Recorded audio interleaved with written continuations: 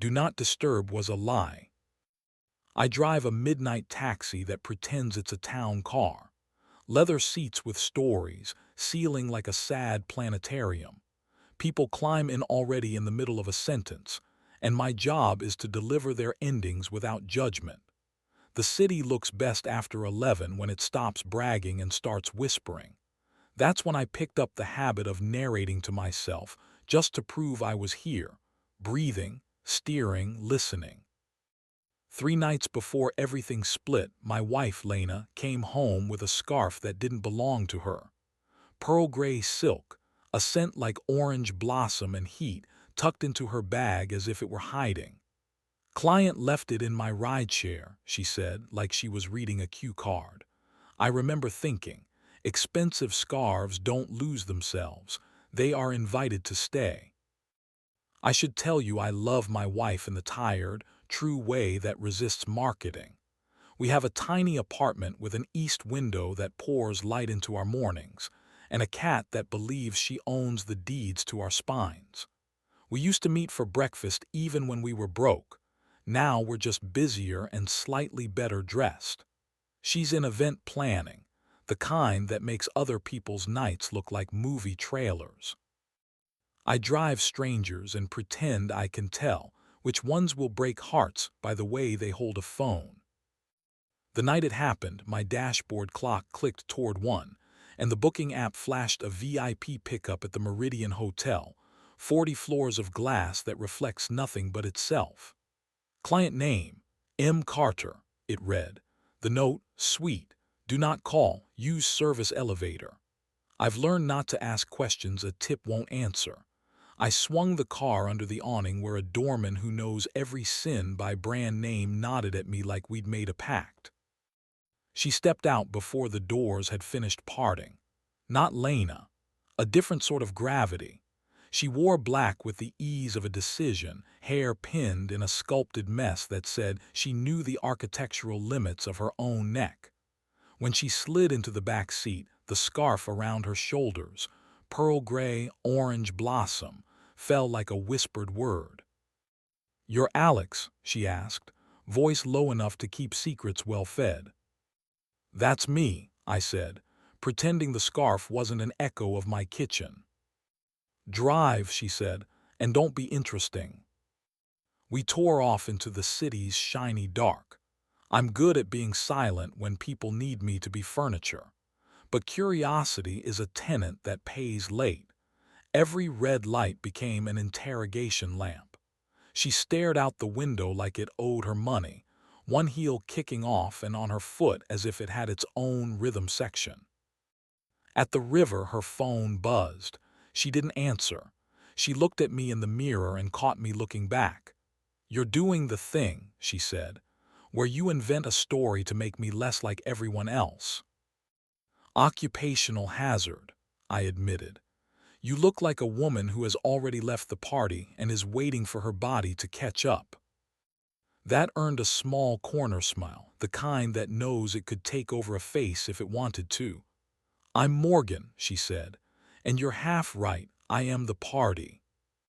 "Nice to meet you, party," I said, and she laughed the way a good drink laughs at the rim of the glass. We crossed into the old warehouse district, the streets wearing the early hours like an unbuttoned shirt. Morgan leaned forward a little, as if the ride were a conspiracy we were both agreeing to. Orange blossom and heat, the same scent that had ghosted my living room 2 nights ago. I wouldn't have remembered a scarf, but smells root like ivy. "Stop here," she said, 5 blocks sooner than the map wanted. "I need to change venues." She pressed cash into the tray, too much to be polite, just enough to make morals blink, then hesitated. "You grew up honest," she said. "I can tell." "Not a lot of money in that," I said. "There's profit in staying clean," she countered, as if speaking from bruised experience. "What's your wife's name?" "Lena," I said before I could fold the truth into something easier. "Good name," she said softly.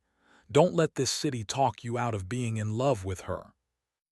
And then she was gone, a door whispering shut, a silhouette siphoned into an alley of music and red lights that pretended they weren't red. I watched her go, told myself it didn't mean anything that her perfume had rewound my week, and I drove aimlessly until the app pulsed again. Meridian Hotel, VIP, do not disturb. The note, Carter Party back entrance. Back at the glass cathedral, a bellman led me to the service bay by smell and habit. The service elevator doors yawned open with a sigh like a man seated too long. I found myself riding up with a cart of champagne and a man who wears suit jackets with his initials stitched inside. Midnight isn't what it used to be, he muttered to no one. On 28, the hallway whispered in carpet. Suite 2815 had a gold placard that wanted to be applauded. The door stood ajar, the way people leave a door ajar when someone powerful is about to enter and they want the room to look effortless. A laugh spilled out, low and practiced. It was Lena's. I know her laugh, the three versions of it. The public one that sparkles, the private one that sticks the landing, and the unguarded ones only cats get.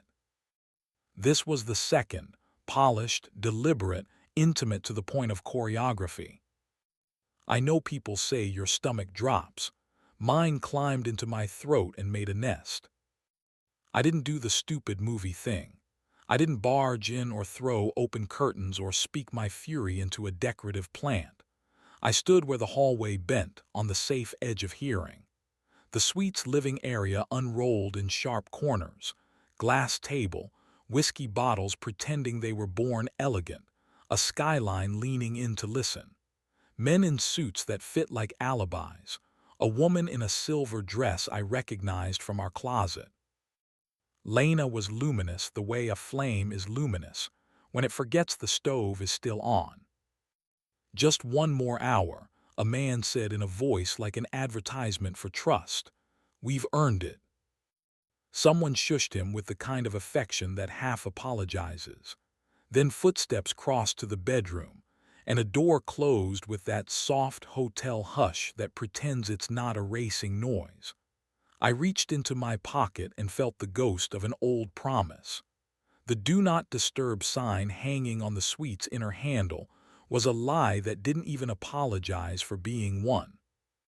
"Sir," a voice came from behind me, a housekeeper with a cart that squeaked in a conversational way. "Can I help you?" she asked, for polite legal reasons. "I'm here for the car," I said, which was true and not. She tipped her head. "They always say that," she murmured, not unkind. "The cars, the errands, the just stepped away." She rolled past, the universal march of clean sheets and quiet knowledge. I should have turned around then. I should have walked back to my car and made a list of sentences I would say that wouldn't make anything worse. Instead, I called the only person in the building who had accidentally asked me to be brave. The woman with the orange blossom scarf. Morgan answered on the second ring, because women like Morgan don't make men wait unless it's useful. "Change of plan already," she said, amused and alert. "I think I'm accidentally on your guest list," I said. 2815. Silence, then a small inhale that told me she was cross-referencing a map dusted with gossip. "I'm on 27, she said. "The Sky Lobby. Meet me at the fire stairs in 2 minutes. I took the stairs because elevators are terrible chambers for decisions. On the landing, she was already there, leaning on the rail like a very patient question. Up close, she didn't look like trouble. She looked like the woman trouble consults for styling tips. Her eyes flicked to the floor number, then to my face. "You heard something," she said, fact, not a guess. "I heard my wife telling time with someone else," I answered. The sentence sounded like a stranger wrote it using my mouth. Morgan folded her scarf and set it on the landing rail, a little altar to breath. "It's not what you want to hear, but it's old news up here," she said. "The Meridian runs on secrets like taxis run on gas. We don't judge. We just keep the ice buckets filled.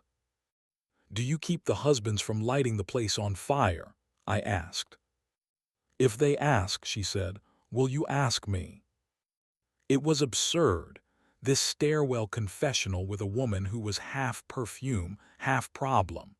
It was also the first conversation that felt like oxygen all week.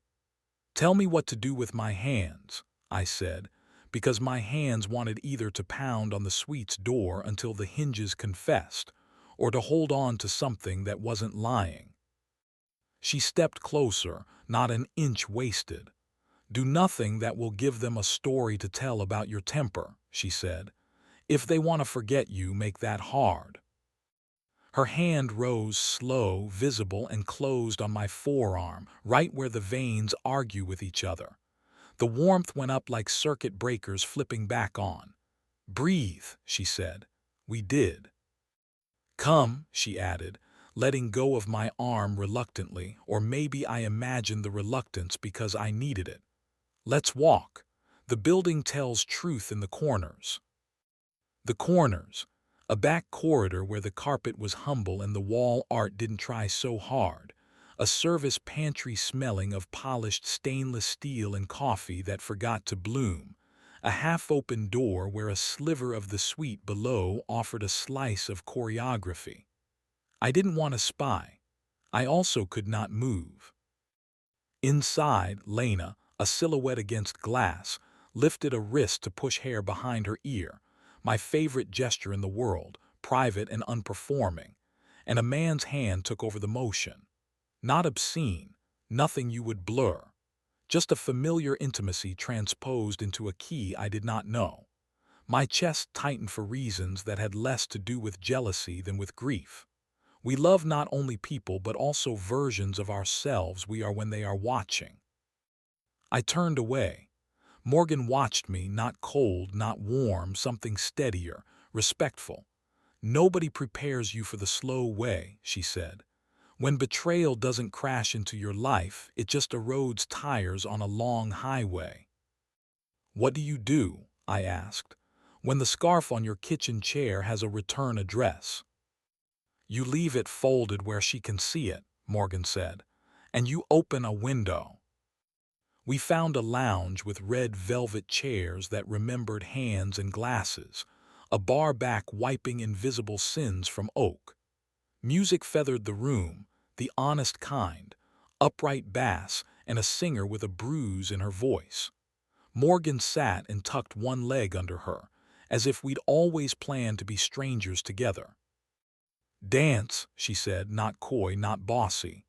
No one here is looking at us. They're looking at their own reflections. I don't dance well, I said. Good, she smiled. I'm tired of men who learned choreography and forgot how to listen. On the small square of floor near the piano, she came into my arms like an answer to a question I didn't dare write down. Her body found the lines of mine in a way that felt careful. That's the only word.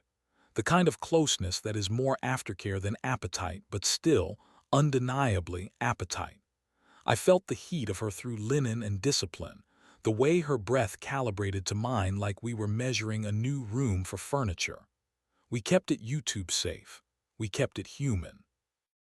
The back of my fingers discovered her shoulder blade as if it were the first chapter. Our mouths were near without being greedy. It was restraint as a kind of intimacy, a line we both could see and both admired for being there. This is ridiculous, I murmured into the quiet just under her ear. This is adults, she murmured back, and the corner smile visited again. We can stop when stopping is beautiful. We did exactly there, with the music landing like a coin in a jar. She stayed in my arms an extra beat, the generosity of that, and then stepped back, palms on my chest in a way that felt like appreciation rather than possession. What now? I asked, the way a man asks a GPS to lie to him. Now you go home, she said simply. Not to punish her with absence, but to make room for a conversation that has to be had with coffee, not whiskey. And you? I asked. I am going to text my own mistake, she said, amused and tired. Tell him his party is over and the DJ is leaving with the speakers. Do me a favor, don't romanticize me into your solution. I could, I said, honest as I knew how to be, but I won't. She touched the knot of her scarf, then glanced at my hand. I knew what she was offering and what she was. May I? She asked, surprising me. For what? I said, throat suddenly dry. To give you something honest that isn't a speech, she said. A kiss with daylight in it. I nodded, because rule one of surviving a city like ours is to say yes to the small dignities when they are offered freely. She rose on her toes and brushed her mouth to mine once, warm and restrained, a promise made to good behavior. I felt it all the way down to the part of me that had rehearsed slamming doors. She stepped back before it could become anything else, an artist signing a sketch and walking away. Thank you, I said, fully aware how absurd gratitude sounded in the same sentence as betrayal. We helped each other keep our edges, she said, gathering her jacket. That's worth saying out loud. I drove myself home with the window cracked, the city rinsing me in streetlight. The cat greeted me like I'd missed a board meeting. Lena wasn't home yet. I set the pearl gray scarf on the back of a chair, smoothed it until it looked like a decision, and made coffee I didn't drink. When she came in near 4, her heels were in her hand, and her glamour had tacks on it. She saw the scarf, paused, and placed her shoes down carefully, as if they contained a fragile argument. Our eyes met, and for a second we were simply two people who once shared a small apartment in a neighborhood that only smells like bread at 5 a.m. Do you want me to lie? She asked, voice unbrave. I want you to make sense, I said, not unkind. Tomorrow, sunlight, kitchen table. She nodded like she was relieved to be sentenced to the truth. She went a shower, and the water was a long, frantic conversation that echoed down the tile. In the morning, we talked in the way people talk when they know the floor plan is changing. Not screaming, not the theater that makes neighbors feel informed. Just the inventory of a marriage. Where did you go? When did you leave even though you were still here? Why do we want to be the kind of people who either forgive or don't? It will not make riveting television. But it was ours, clean and hard, and it didn't use anyone else's perfume to make its point. I won't tell you we ended at a conclusion you can applaud. We ended with a list and a timeline and the decision to be decent even if we became strangers. Maybe that's romance in a different costume. Maybe it's just adulthood again, refusing to clap for the wrong songs. As for Morgan, she texted me exactly once, a photo of a closed door with a "Do Not Disturb" sign nailed back into truth. No words, just the image and, if I'm allowed to interpret, the feeling of a woman who decided to stop being someone else's alibi. Nights since I drive under the Meridian's glass grin and think, the building is still listening. So am I when couples climb into my car. I look straight ahead and steer like a priest or a thief, depending on my mood. Sometimes the radio finds a song that belongs to the hour, a bass that knows how to be patient, a voice with a bruise you want to kiss without touching. I don't dance in my taxi, but I remember the way restraint felt in my hands, that it can be erotic to stop, that it can be love to refuse the lie that we are unstoppable machines. The scarf still lives on the chair. We haven't thrown it out because neither of us is pretending the night didn't occur. Sometimes, in the pale morning, the light hits it the way the city hits glass at midnight, honest and unforgiving, and, if you're careful, beautiful.